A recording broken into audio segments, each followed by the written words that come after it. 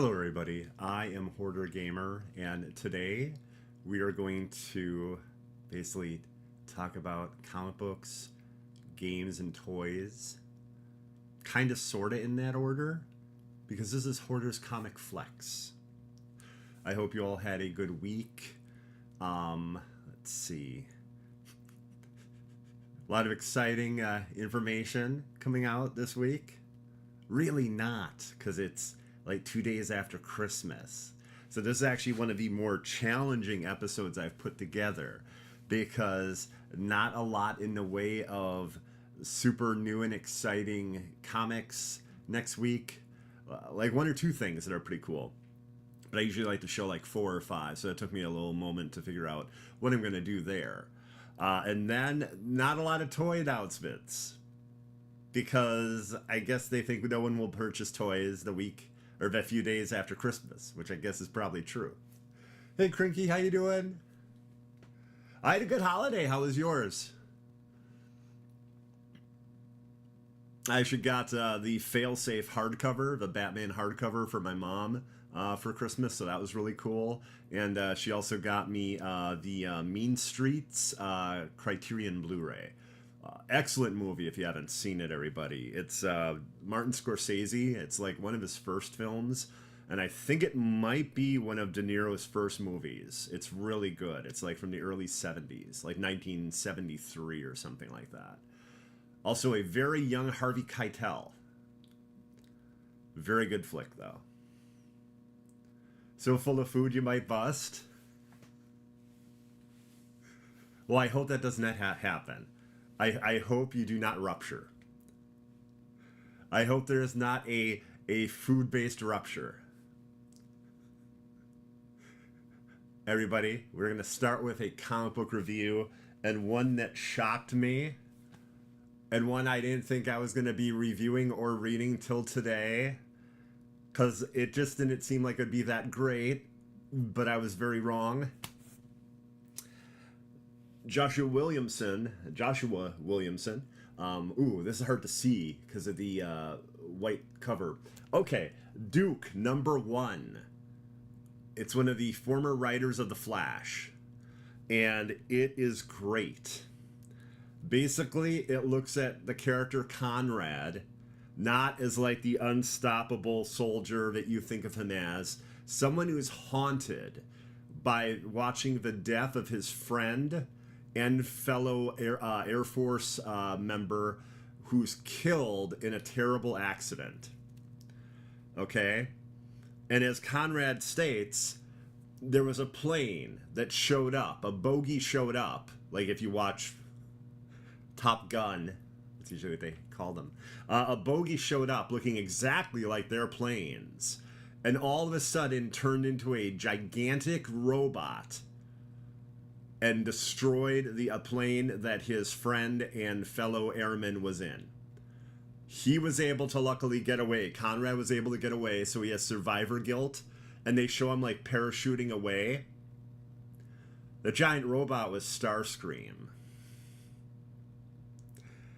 And what you get here is a very clever way to do a G.I. Joe Transformers universe called the Energon universe. Even more clever, a friend of Conrad's is a doctor who's basically studying energy and new forms of energy based on interstellar galactic dust that occurred at the point of the Big Bang. Okay? Well, it basically looks like those dust particles are Energon particles, residue from Energon. And Conrad goes and he wants to check out this building, this business that seems to have some connection to all of this. And of course it's MARS, Mars, the industrial weapon manufacturing covert company owned by Destro. It's really neat how this stuff is done. It's a very casual and gradual reveal of things. Like, as he's at Mars, you can see his tanks being built. And one of the things that she's really worried about, the doctor in researching energy, shows the pieces of the Weather Dominator from the G.I. Joe cartoon. This is really cool. This is really cool and well done. I request no Diablo 4. Actually, there will now that you say that, I have to. Look what you did. Look what you made me do, Hero. Now that you said that, I've got no choice. Don't want Transformers in G.I. Joe. Want Transformers in Fast and Furious Optimus Prime versus Hobbs. I don't know what you want then. I don't know how Image Comics could satisfy you then. But yeah, basically this is like the slow, gradual building of the Transformers G.I. Joe universe. And there's already been a very good Transformers comic, which is up to like issue 3 or 4 right now, that started very recently. And I believe it's next month is Cobra Commander #1. And there's a preview in Duke #1. And it looks like it's going to be a violent and kind of crazy take on Cobra Commander. So I really liked Duke #1. Much more than I thought I would. It's got action. It's got an emotional heft to it you're not expecting. And yeah, just like Conrad's a man on a mission trying to get answers for what happened to his friend and fellow airman. And it's basically where that's going to lead him to basically Cobra and everything like that. So it's going to get very exciting very soon. The Rock body slam Optimus Prime. You're just saying crazy things now. That could never happen in a billion years. That could never happen. But yeah, so it's called the Energon Universe, and that's what's going to be the driving force of the books. So currently it's Transformers, Duke, and like I said, Cobra Commander starts next, I think next month, I think in January. So I'm very good chance I'll review that. I'm interested to see how they do this, and it's an interesting, more grounded take, believe it or not, than was in the IDW series. So that's why a lot of people really like this so far, and I'm very impressed by it myself. So, change the direction of a missile, you can surely... No!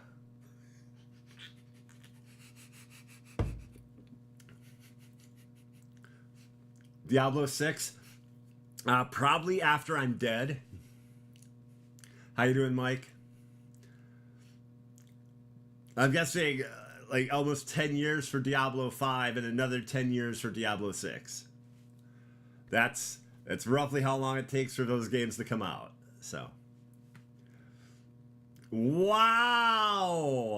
Wow! You only give me 3 years. Maybe 4. Maybe 4 if you're being generous, depending on the time that this countdown begins. Hoarder Gamer's Mortality Countdown. But yes, if you're a fan of G.I. Joe and you want a very clever take on it, and I highly recommend this. Duke #1. Okay, everybody. Now we just did our first comic book review. So next up we have some video gaming news. So it's kind of an interesting week because there isn't all that much new news. Of course there's a bunch of fools that are acting crazy over, you know, someone is simply wanting to reserve Suicide Squad Kill the Justice League. So like that's happening. That's happening. And I've even blocked a number of jerks on Twitter over it. It's crazy to me. It is crazy. But our friend Miller, 8Ms, ILLER, at, so it's at 8Ms, ILLER, did a really cool article talking about the leaks recently for Suicide Squad Kill the Justice League and sets the record straight. Okay? Now I warn you, if you read this, you're going to know things you don't want to know. Okay? There's a possibility of that. But beyond that, it's a very good article. It is very well written. You might even chuckle a few times at word choices. It's really good. Okay? But yeah, I'm not going to be covering spoilers myself. I just do not want to do that. So I will not be. But I highly recommend this article. It's very good. Check out on Twitter, again, at 8Ms ILLER, Miller, in case you didn't know. But yeah, it's a very good article. And it debunks all these things that were false. It basically looks at the reason why all this false information came out. It does answer the question of, like, you know, Suicide Squad Kill the Justice League. That question's answered. Not going to say anything about that. So, yeah, you're going to get answers you may not want. So just keep that in mind. But if you can deal with that and getting a taste of how the DLC is going to work, it's a very good article. And I just wanted to mention that article because it's really good. You know, again, I don't want to cover spoilers. But I think Miller wrote a really good article. And I think he might be one of the people that could conceivably help and or possibly save the game like he did with Marvel's Avengers. I don't know. To me, it's possible. It blocked so many trolls over nonsense. I completely understand. Yeah, I completely understand. Well, that's up to you. I think that Miller actually creates excitement, which is a good thing. I think that Miller, he did this because he felt that that person coming forward and creating all this negativity towards the game and just this rush of just terrible sentiment and ideas about it. God, everything from like people upset that Ivy wasn't attractive and like just the craziest crap, man. Just crazy. He just got to the point where he's like, screw this. I'm going to do this article. So that's what he did. And I understand why he did it. I will not be covering any kind of like leaks or anything like that. My whole thing I enjoy is speculation. I enjoy speculation based on things I know in the comics, things I know from like the animated series and stuff like that of different DC things, and not just DC, but in the case of Suicide Squad Kill the Justice League, DC. So, I do not believe he is. This entire video should not be me having to defend Miller, though. So, okay. So, what I will say, though, is these are ideas I've had, and I brought up a few of these on the State of Suicide Squad. I was happy to be on Deeper Depths podcast, State of Suicide Squad, last Sunday. I was a call-in, and Deeper liked one of my questions so much, it was even like part of another short-form video that he did on YouTube. So I thought that was really cool. Anyway, I'm going to expound a little bit on what I said there, and then like one or two other things that like I thought of. None of this is based on leaks, by the way. This is based on knowledge of the comics and the characters, and me watching things very carefully and very cautiously. To give you an idea, Nava, it's good to see you. Good to see you, Nava. The idea, like, the Insiders 1 and 2, those two episodes they showed us, the official, those are official videos from WB Games and Rocksteady. Okay?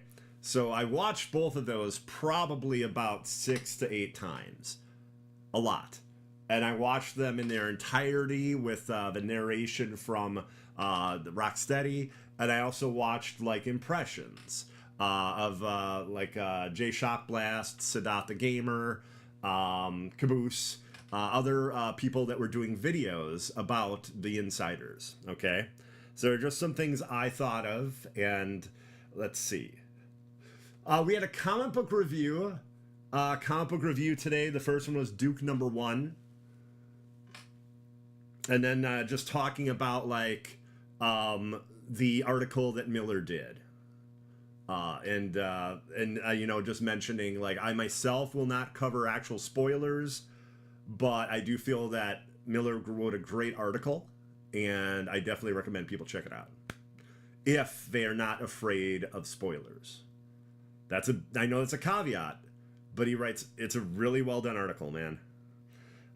Okay, so wrote like 3 different things here, okay? And first up, Metropolis is basically a villain's playground.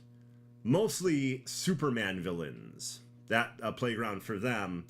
And I was thinking, if you have something as dangerous and malevolent as Brainiac coming to Metropolis to turn it into the new Kolu, which is what we know. That's a planet he's from. That's why he wants to do that. Do they realize that, yeah, he's probably not going to just stop with Metropolis? He's probably going to want to turn the entire Earth into the new Kolu. I'm going to guess they realize that. Why would he stop? Why would he just be like, I like Metropolis, I'm just keeping this?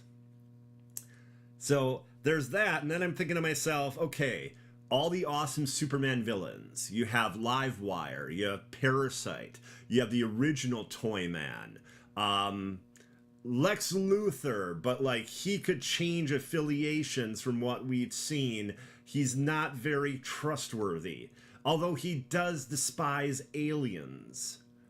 So, I don't know, a little bit of a wild card to me there, you know? And I'm like, who takes what side? That's what I'm looking at. So like Metallo, you know, other villains and things that Superman would face in Metropolis, are they all going to be on the side of Amanda Waller and the Suicide Squad? Or are some of them going to be on the side of Brainiac? And for some whatever reason, twisted reason even would they do that? You know, to me that's very interesting. And that's a way to look at like how the game would move forward in an end game. You know, what kind of factions are there and who is on what side and for what reason. I could see Metallo being a cybernetic being, maybe being on Team Brainiac. I could see that as a possibility.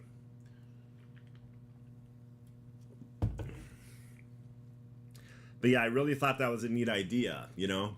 Just looking at all those different villains, and then, you know, just like the awesome Arkham games, we had a ton of side missions in all the Arkham games involving other side villains. So think of all the awesome ones for Superman that they could put into this game. Like I've already mentioned, like Livewire and Parasite, they would be perfect, you know, for a side mission or something. And then the like expansions or DLC, however they're going to go about that exactly. Perfect way to, you know, bring in a new big bad or a villain. Okay, so now we're going to look at something I've heard no one mention that did all these videos. The enclosure on Ivy's shoulder. What is it? So we've seen little Ivy, who's anywhere between 9 and 13 years old. We don't know exactly. Deadshot himself says what does he say? A middle schooler. So middle school is like, what is that? That's like 12 or so, 13, roughly. So that would be the oldest she could be, youngest maybe 9. She has this really bizarre enclosure. It looks like a glass dome with the letter L for Luthor Corp. And it's green. There's a green fluid in there. Now, if she's more plant than human, as King Shark seems to say during the Insider episode 2, then I really doubt that would be like chlorophyll. And being that it was an experiment at LexCorp, could that be kryptonite? Could that be liquid kryptonite for some reason in that enclosure on her shoulder? Because you see something in there. It's green and it glows. Okay, so then I have to think to myself, okay, that's really weird.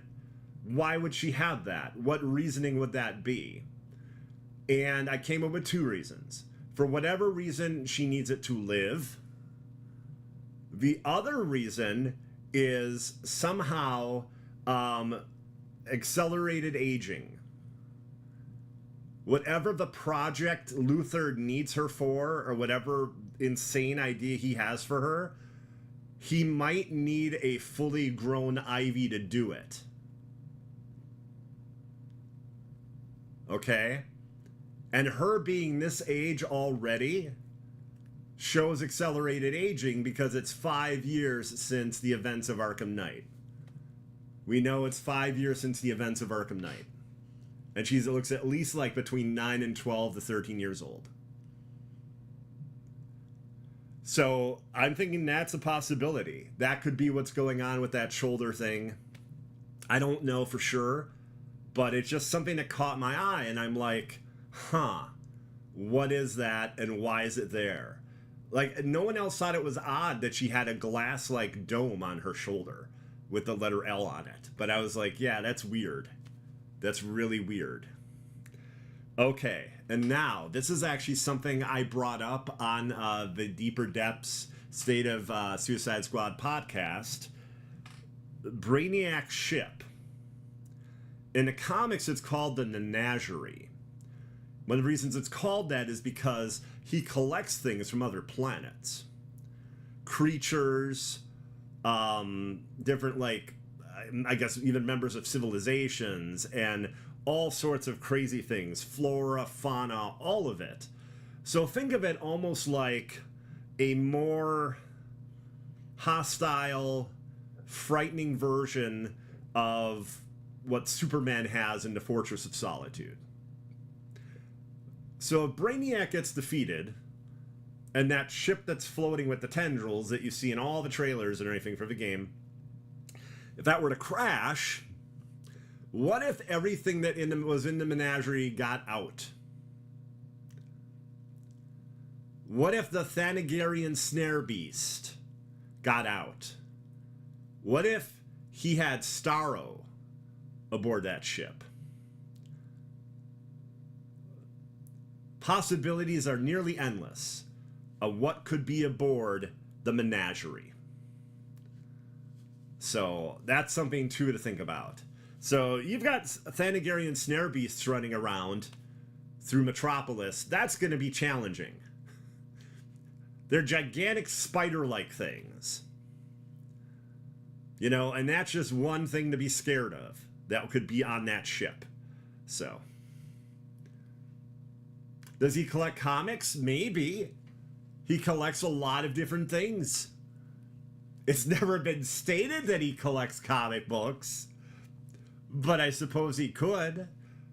He's a big fan of, like, knowledge and archiving. That's one of the reasons he collects everything for. Yes, that ship crash landing and those things getting loose. It's basically like Metropolis becomes a nightmare zoo of hell.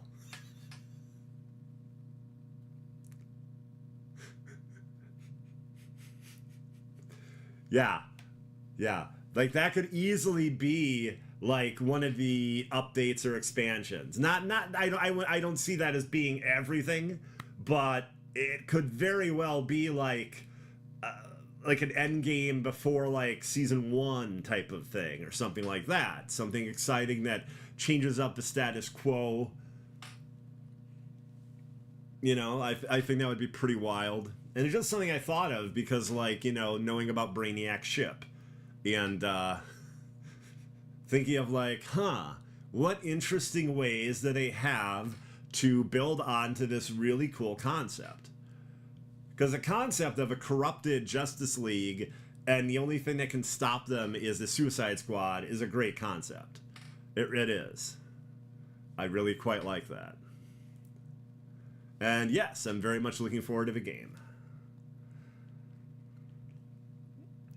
Okay, that's pretty much all we're going to cover for gaming this week because, like, again, there's not the most news.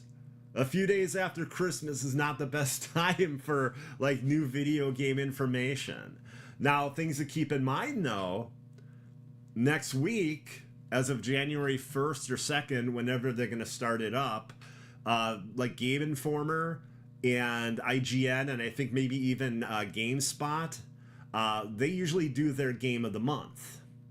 A game that they follow and, like, you know, do information on for a month. So there's the slim possibility that one of them could cover Suicide Squad Kill the Justice League. That's a possibility. You know, it's hard to say what game or if for sure they'll do that in 2024, but I'm just basing it on the fact that they did it in 2022 and 2023. So I'm going to guess yes. You know, someone will cover it. The Titans show up. I feel that would be more likely in a follow-up to Gotham Knights if there was ever going to be one. Because there's hints at the Titans in Gotham Knights. Star Wars Outlaws. Very much looking forward to Star Wars Outlaws. I'm interested in Yakuza Infinite Wealth. I'm interested in that. Final Fantasy Rebirth. But I still have to play the first one. I still have to play Final Fantasy VII Retrograde, I think it was called, or maybe it's Intergrade. I think it's Intergrade. So there's that. Let's see, what else? I mean, I honestly don't know what all is going to come out next year. A lot of games I'm expecting to be like 2025. The expansion for Diablo 4. Their hero, I mentioned Diablo 4. Yeah, the Vessel of Hatred expansion, that's supposed to be out in late 2024. So I'm looking forward to that. What is everyone else looking forward to? Which games?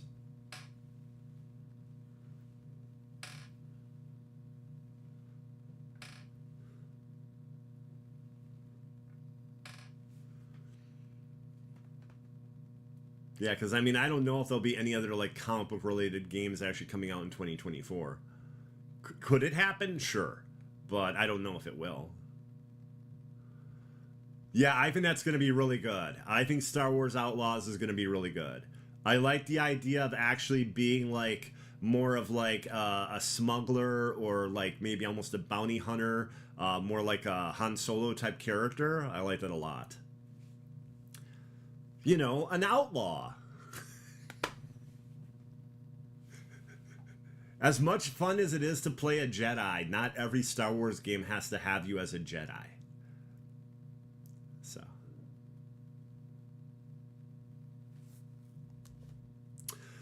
Okay, everybody. Now we are going to toy around.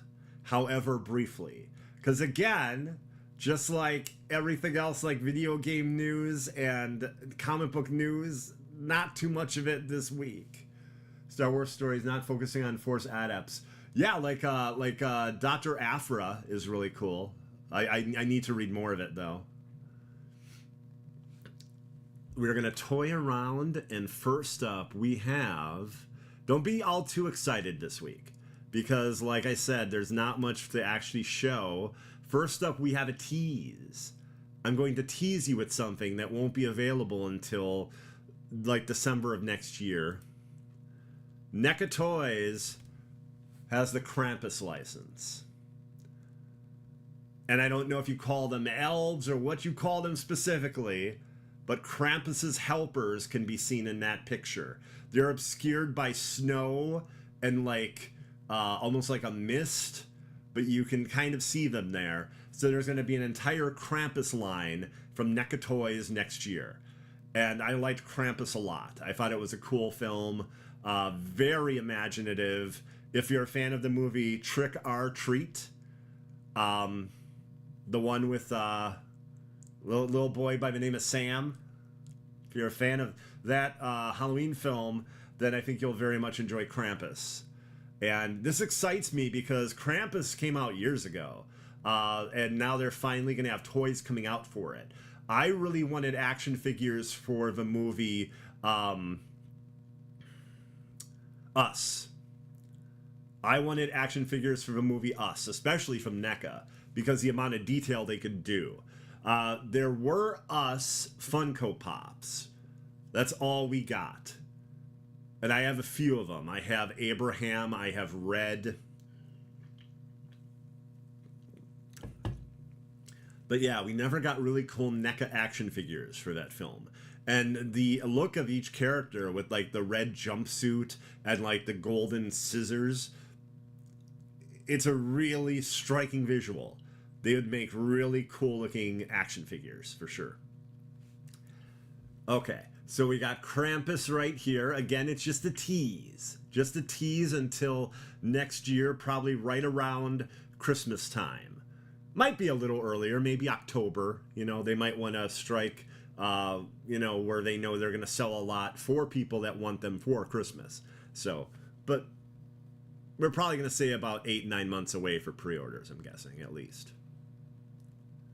Next up we have Batman. A new version of Batman from Batman v Superman. Supposedly this is going to be the end-all be-all McFarlane Batman for that movie. And as you see here, you just get a silhouette of him. So, I don't know if we're going to get a Cavill Superman. I don't know if we're going to get Wonder Woman, Flash. I don't know. But right now we have the BVS, Batman v Superman, Batman figure silhouette right there. So, don't know what accessories it comes with. If I were to take a wild guess, like most McFarlane toys, $24.99 to $29.99. I would not be surprised if pre-orders went live in January. Just kind of a way that McFarlane Toys website works, or their Twitter account. Usually it's a week or two before the actual, like, pre-orders, so. Short-ear Batman cowls are my favorite looks. Depending on the level of detail and whatever he comes with, I might be interested. I'm not sure. I'm a huge Batman fan. My favorite version is not that version of Batman, but if they do like one of the like absolute best take of it, then I am interested.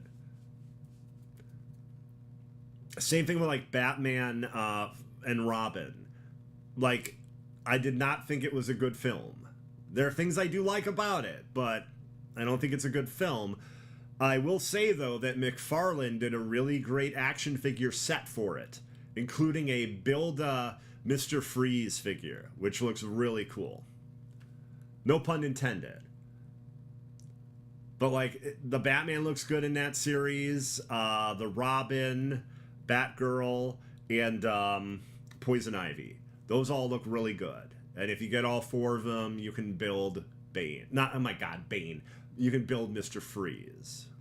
You can build Mr. Freeze. I mean, Bane's not crazy. I could see that, but not offering a Mr. Freeze in any way would have been nuts. Because, yeah, Bane is in Batman and Robin, so. Okay. So, with that, everybody, I hate to say, but we are done toying around. That was it. That was it. That's all I could find that was exciting. And I went to the McFarlane page. I went to the Preturnia, who has a lot of really cool toy news and information, pre-order links, things like that. I went to the NECA page, the official NECA page, and yeah, pretty much all I saw. What I can say is the most recent line of Marvel Legends is shipping. Crystar, I ordered him. He arrived today. So I did get Crystar. Oh man, this was supposed to come out in February, I think. Doc Ock. Doc Ock from the Spider-Man movies. That also shipped and is, arriving. probably in the next couple days for people. So a little earlier than people might have expected, but you know, it's happening. It's progress. You can't stop it even if you try. Okay, now we are going to look at the future of comic books. We're going to look into our crystal ball all the way to 1 week from today.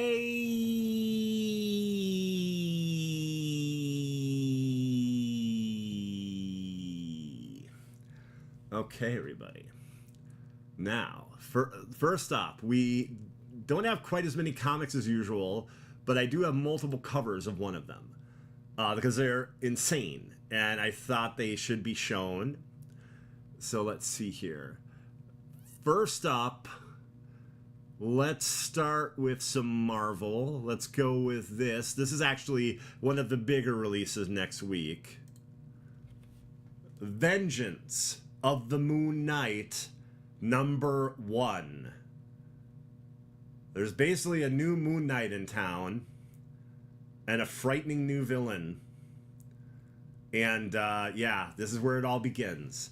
So if you enjoyed Jed McKay's take on Moon Knight, rest assured, he's still the writer for Vengeance of the Moon Knight, which takes place after the events of Moon Knight #30. So that's a pretty big book. That's a pretty big book. I'd say, again, one of the bigger things to come out next week.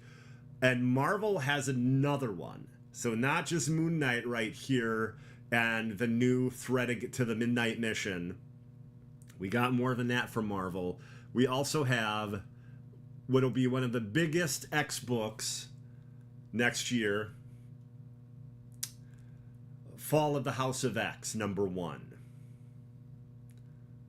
6 issues are coming, and then Fall of the Powers of X, another 6 issues. And similar to House of X and Powers of X, gonna tell one integrated story. Like, it all is gonna go together at some point, make sense, like Jonathan Hickman's book did. And yeah, this is the end of Krakoa. This is the fall of Krakoa. So yeah, it's going to be pretty wild. You're going to see a lot of comeuppance against Mr. Sinister and his, I don't know, versions of X-Men. A lot of things are going to go crazy with this. So I'm very much looking forward to it. There's a good chance I will review this.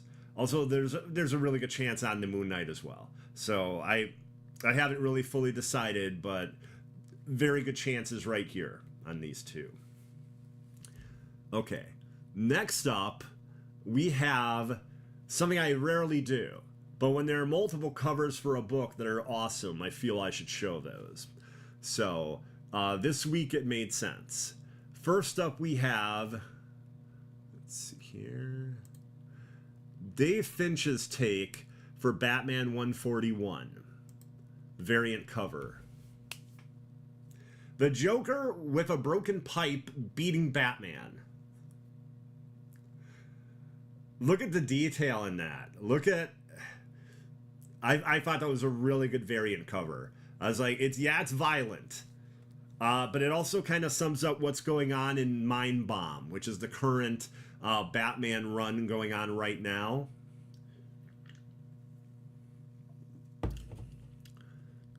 In case you didn't know, what happened a couple issues ago was basically Batman confronts Joker, and then, as he's about to confront him, Zur-En-Arrh, which is like a repressed memory that Batman created in order to, protect us all if he went rogue, basically.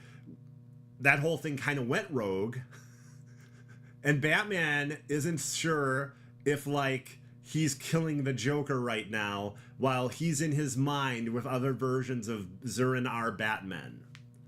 It's crazy. It's crazy. It's really good, but it's crazy. So, yeah. Yeah, I like that cover a lot. And then, Felipe Massaras actually did another cover for the same issue 141, and this is his take. Batman, like, trying to get his way out of the Joker's mouth. I thought both of these were really good covers. And there's even a really cool foil cover with a version of the Batman Zur-En-Arrh symbol. But, like, these variants are awesome. These are really nice variant covers right here. So I definitely wanted to show them. Me too. I like how the Joker looks on that one, and I like the insane detail on Batman here, and just how psychedelic and nuts this looks. I like both of them. They seem like the kind of covers you would see and be like, I need that, you know? But yeah, these are all variants for Batman 141, which comes out next week. And finally, so let's see, we had 4 books. Usually we have 4 or 5, so not too bad this week. Could have been much worse. Next up we have Kneel Before Zod. Kneel Before Zod, number 1. Zod, basically, scary guy, has his like little empire under him and his kids, basically, and basically takes over. Zod's in charge, but he's not happy, so he wants more. And it's supposed to be an insanely bloody book, a bloody series for mainline DC. Kneel Before Zod, number 1. Right here, I love this cover. This is the actual variant foil cover. So I just thought it was really good. But yeah, Kneel Before Zod. You'll have your chance to kneel before Zod next week. If you buy the book, that is.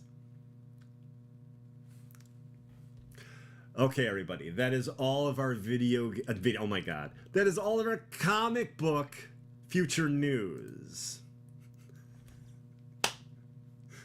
Okay, now we are almost at the end of our show. Not quite there, almost. Next up, we have our second review, Dracula number 3. Okay, and James Tynion IV, my good man, is the writer, and Martin Simmons does the amazing art. This insane ass cover of a wolf version of Dracula, and I believe it is supposed to be, I think that's Lucy Weston right there. That looks so intense. Like, and that's the gorgeous, insane art you get in this book. Like, I think this is going to be a super hot trade paperback when it comes out. And you find out at the end of issue 3 that issue 4 is the final issue. So that's actually going to end the retelling of the Universal Pictures movie Dracula. But again, there's certain nuance, certain elements here that aren't in the original film, but it still pays heed to the original film. It's very well done. And my God, the artwork is truly just kind of striking. Martin Simmons does an excellent job. There's moments in here where you're looking and it's like, there's a 2-pager that shows up and you just want to pause and like look at it. I've even talked about maybe them taking some of the artwork and removing like the word panels and doing a poster book. Marvel and DC does something called Uncovered, which is like a poster book, comic book size, right? But like high quality paper, and it's like you're just sort of looking at the art itself. So I could totally see Image doing that with Dracula. I think it's going to be a real popular trade, like I said. Right now, this is issue 3, so I don't recommend technically running out and getting 3 and 4 and trying to get 1 and 2. If I were to wager, the trade will probably be out in like 4 to 6 months. Image is usually relatively quick with that kind of thing. But in this issue, Lucy Weston is found dead from massive amount of blood loss. and Mina Harker wants answers. So Mina goes and talks to the peculiar man that's at the mental institution, Renfield. And Renfield, you know, frightening, scary. But she shows him kindness. And Renfield is very upset when he finds out the master, who is Dracula, is looking to basically turn her into what he is. Like, at this point, they haven't really used the term, like, vampire a lot or anything. I think that Van Helsing says it once, but, like, so it's all this, like, you're going to make her as you are? No, she's the only one that showed me kindness. And there's this really creepy visual take on Renfield in here. He reminds me a lot of a mix between Robert Smith of The Cure from the 80s and the somnambulist, the sleepwalker from The Cabinet of Dr. Caligari. It's a really intense look. It's like it's visually overblown how like white and like bathed in light his face looks, as opposed to his like sunken eyes. It's really neat looking. But yeah, there's not like a lot of massive surprises if you've like read the Bram Stoker novel or if you've seen the Universal Pictures film. But if you're a fan of those things and you want to see just some gorgeous art, then I highly recommend checking out this Dracula series by Image. And again, there's one more issue, so that should end in January. And yeah, I'm kind of wondering if like it's going to be such a big hit that James Tynion IV, my good man, I always say that after I say his name, not just James Tynion IV, my good man, but anyone with like a number like after their name, I always like to be like, my good man, you know, like, I don't know. I'm sure if I met James Tynion IV and said that, it might upset him, so I don't know. I don't know. Anyway, what I was trying to get at is if this is such a huge hit, maybe it'll get him to do the other Universal Picture movie adaptations. Maybe Martin Simmons and he will go together and they'll do like The Wolfman. I think Frankenstein would be the next one now. Like if they were going to do another one, I think that would be the popular one everyone would want first. And then like maybe The Wolfman, Bride of Frankenstein, Creature of the Black Lagoon. Just to see that artwork would be awesome. Okay, everybody. I want to thank you all very much for watching. I want to thank Doom Squad Gaming for letting me borrow the channel. Doomkiller HD, thank you very much. I want to thank everyone for watching this week. I greatly appreciate it. If you like the show, feel free to sub to the channel. Again, that's something I don't like to, you know, beat people over the head with. I just like kind of like to mention it once. And if you know anyone else that you think might like it, feel free to let them know about the show. For whatever reason, if you want to see more of me, twitch.tv/HoarderGamer. Right now I'm playing a lot of Warframe. I'm very much enjoying Warframe. They recently had cross-save, cross-progression come to the game. But the biggest thing is that you actually have the save ability. You used to have cross-play where you could play with anyone you wanted. But now you could, if you're playing on PlayStation and Xbox, your same character, same information, same loot and everything is all there. So it's really cool. And that's going to be coming back. That program will be returning in January. It's a slow pilot program they're rolling out, and you have to like set it up. Let's see. Trying to figure what other games. Obviously, I'm looking forward to Suicide Squad Kill the Justice League. That's going to be like the end of January. Everybody, thank you very much, and I hope you have a great week. And also, an excellent New Year's. Thank you. Bye-bye.